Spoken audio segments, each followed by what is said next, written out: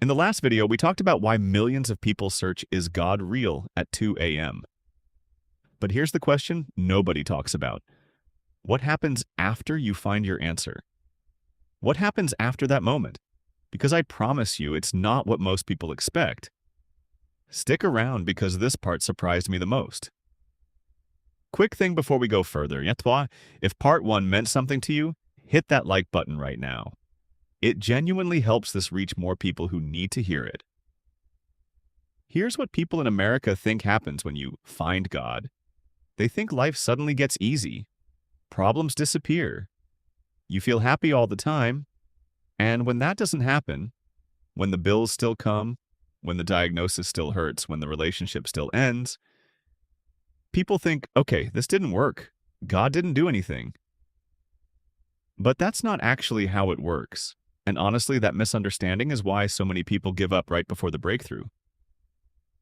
Here's what people in America think happens when you find God. They think life suddenly gets easy. Problems disappear. You feel happy all the time. And when that doesn't happen, when the bills still come, when the diagnosis still hurts, when the relationship still ends, people think, okay, this didn't work. God didn't do anything. But that's not actually how it works. And honestly, that misunderstanding is why so many people give up right before the breakthrough. If you're following this journey with me, make sure you're subscribed. Because next week, I'm sharing something even more personal, and you won't want to miss it. Here's the part churches don't always say out loud, and finding God doesn't mean the doubts stop. I still have days where I wonder. I still have moments where prayer feels like talking to a ceiling, and for a long time, I thought that meant I was failing at faith. But I've learned something important. Doubt isn't the opposite of faith. Indifference is. If you didn't care, you wouldn't ask the question at all. The fact that you're still wrestling with it means you're still in it. So if you're at the point where you believe there's something more, but you don't know what to actually do next, here's what helped me, and this is simple, not complicated. 1. Start small.